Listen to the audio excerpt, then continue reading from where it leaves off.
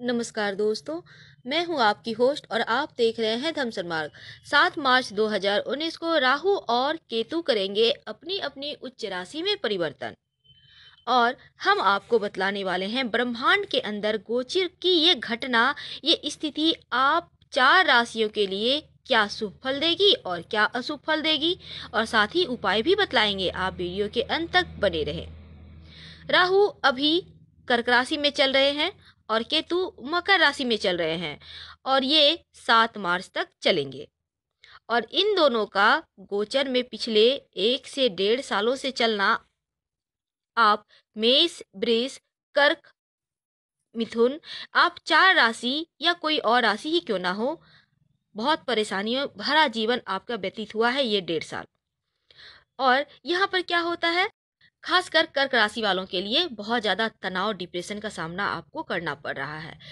तो हम बात कर रहे हैं कि 7 मार्च 2019 को जब राहु और केतु अपनी अपनी उच्च राशि में चले जाएंगे, मिथुन राशि में राहु चले जाएंगे और धनु राशि में केतु चले जाएंगे।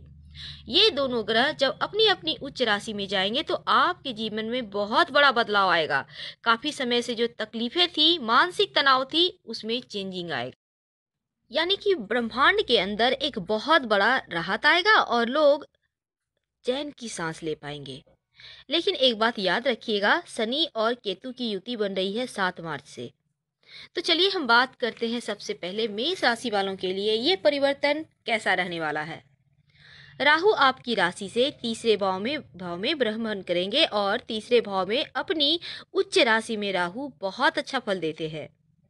यानी ये राहु आपके लिए शुभ तो है ही, आपके जीवन में शुभता को बढ़ाएंगे, आपके पराक्रम में वृद्धि होगी, आपका व्यक्तित्व आकर्षक हो जाएगा, आपका कॉन्फिडेंस बढ़ेगा, हिम्मत बढ़ेगा, साथ ही अपनों का सहयोग मिलेगा, सपोर्ट मिलेगा, और विदेश यात्रा से लाभ होगा, विदेशियों से भी लाभ होगा। अगर आप विदेश से कोई व्यापार करते हैं तो आपके लिए बहुत अच्छा समय है। मित्र भी आपका साथ देंगे और सही समय पर वो आपका हौसला भी बढ़ाएंगे। अगर आप कारोबार यात्रा से करते हैं, आपका व्यापार है, तो बहुत अच्छा है। हिम्मत आपका बढ़ तो रहा है और आपका व्यवहार भी अच्छा हो जाएगा। यानी आपका वाणी मधुर होगा, लोग आपके वाणी से प्रभावित रहेंगे। भाई बहनों का भी सपोर्ट मिलेगा, पिता का सहयोग मिलेगा, पिता का सुख मिलेगा। अगर कोई अनबन थी तो वो समाप्त होगी। संतान का सुख मिल रहा है, आप तरक्की कीजिएगा।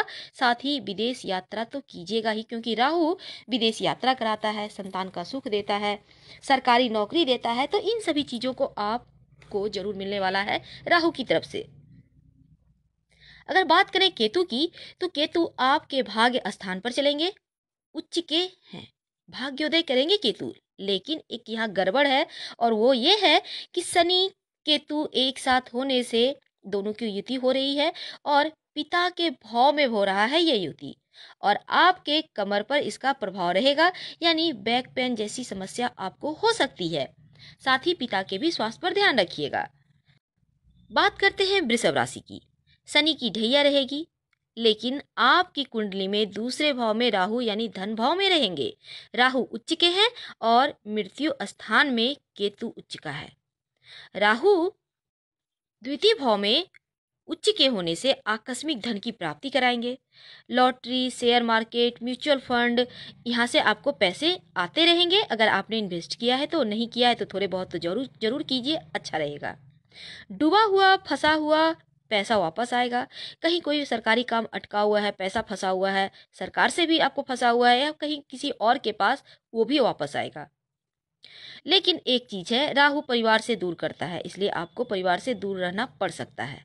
तो यहाँ पर अगर आप इन सभी चीज़ों से बचने के लिए सलाह लेकर एक पन्ना या गोमेद धारण करते हैं, तो ये जो राहु का फायदे हैं वो आपको ज़्यादा मिलेंगे और 100% मिलेंगे। यहाँ पे एक और गड़बड़ हो रही है, शनि और केतु की युति बन रही है आपके मृत्यु स्थान पर। तो इसका मतलब क्या है, दुर्घटना से आपको बचना है, सावधान रहना है। वृषभ राशि वालों, आप पूरे परिवार के साथ कभी भी यात्रा इन अब जो 7 मार्च के बाद का समय है मत कीजिएगा। अलग अलग यात्राएं कीजिए। आपने अलग गाड़ी में चलना है, आपके फैमिली वाले अलग गाड़ी में चलेंगे, ऐसे इससे क्या होगा, आप इस संकट से बचे रहेंगे। और दूसरी बात, शनि और केतु की युति है और शनि की ढैया चल रही है। आप शनि चालीसा का पाठ रोज शाम में कीजिए या शनि के मंत्रों का पाठ कीजिए। आपको ये कम से कम जनवरी 2020 तक करना है।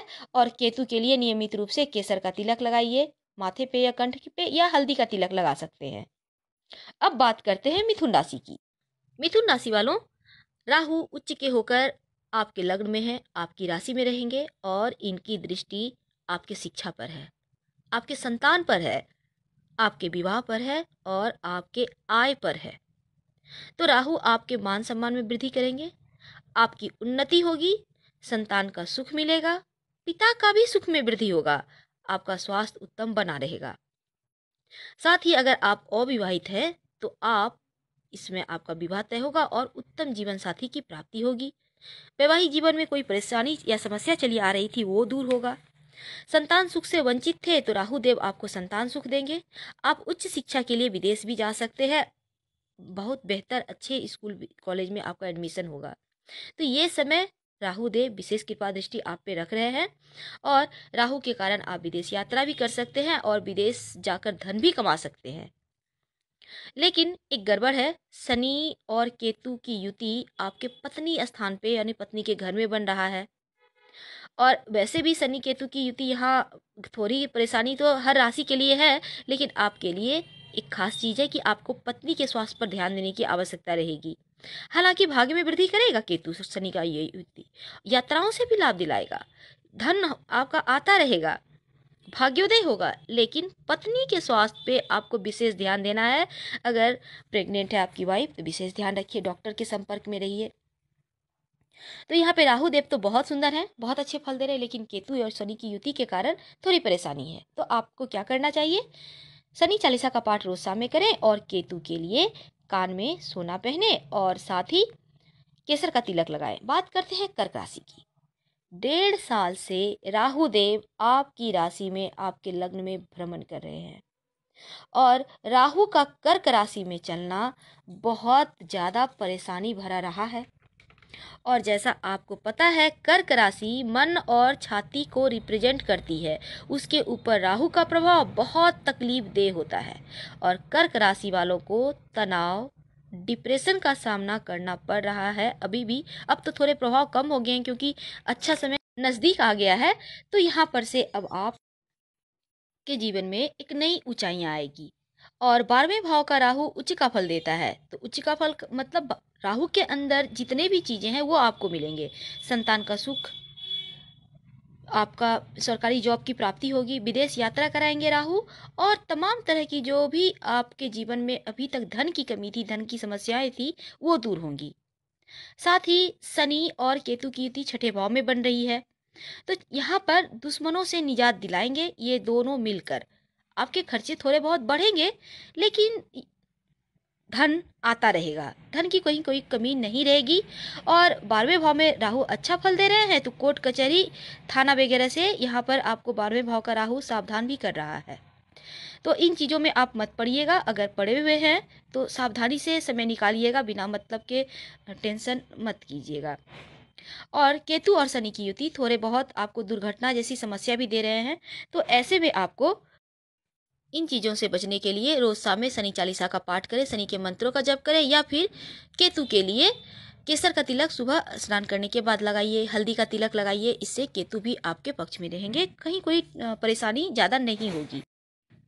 तो ये थी राहु और केतु के राशि परिवर्तन का हाल 7 मार्च 2019। अगर आपको वीडियो पसंद आ रहा है तो लाइक कर सब्सक्राइब कीजिए और शेयर कीजिए। हम फिर मिलेंगे किसी नए टॉपिक के साथ। हर हर महादेव लिखना मत भूलिएगा। धन्यवाद।